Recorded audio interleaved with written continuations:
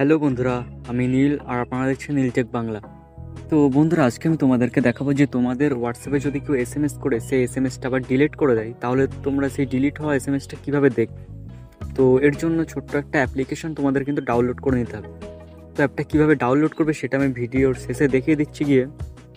তো তোমরা আগে সবার প্রথমে সেটিংগুলো দেখে নাও যে কীভাবে করতে হবে। তো সবার প্রথমে এই অ্যাপটাতে যাবে, যাওয়ার পর এখান থেকে অ্যাকসেপ্ট এখানে ক্লিক করবে এবং এরপর এটাকে ইয়েস করে দেবে এখান থেকে। তো তারপরে এখান থেকে এখান থেকে অন করে নেবে। তো তারপরে একবার বেরিয়ে আসবে এখান থেকে, একটুখানি লোড হবে এখান থেকে।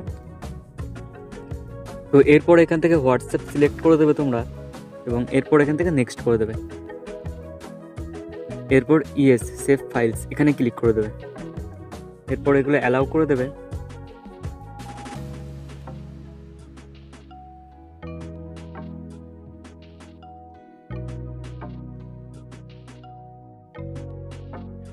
তো বন্ধুরা, এবার কিন্তু তোমাদের যদি কেউ হোয়াটসঅ্যাপে এসএমএস করে এবং সেই এসএমএসটা যদি কেউ ডিলিট করে দেয়, তাহলে কিন্তু তোমরা সেটা এখান থেকে দেখতে পারবে। তো আমি একটা অন্য ফোন থেকে করে দেখাচ্ছি এসএমএস।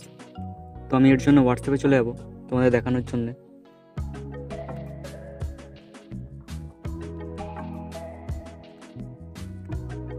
তো তোমরা ভালো করে এসএমএসটা দেখে নাও এখান থেকে। তো তোমরা এখানে দেখতে পাচ্ছ কে চলে এসছে একটা এসএমএস। তো এসএমএসটা আমি এবার ডিলিট করে দিচ্ছি এখান থেকে।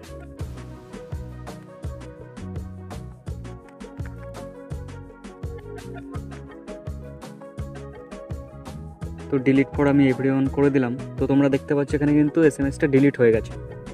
তো এবার যদি আমি ওই এসএমএসটা দেখতে চাই, তাহলে এখান থেকে সরাসরি ওই অ্যাপটাতে চলে যাব।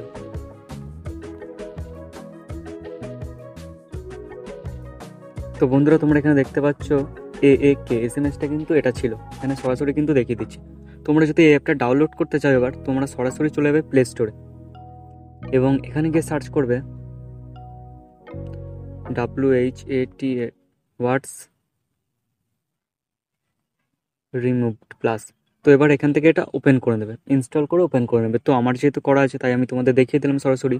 এছাড়াও আমি ডেসক্রিপশন বক্সে লিঙ্ক দিয়ে দেবো, তোমরা চাইলে সেখান থেকেও করে নিতে পারো। তো বন্ধুরা, আজকের ভিডিওটা যদি ভালো লাগে তাহলে অবশ্যই একটা লাইক করে দিও, আর চ্যানেলে নতুন হলে অবশ্যই সাবস্ক্রাইব করে দিও। ধন্যবাদ সবাইকে।